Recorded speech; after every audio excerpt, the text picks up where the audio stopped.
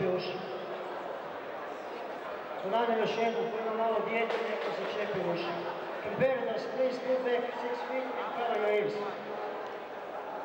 Evo, pozdrav još jedan, pozdravljamo se ispred specijalne policije.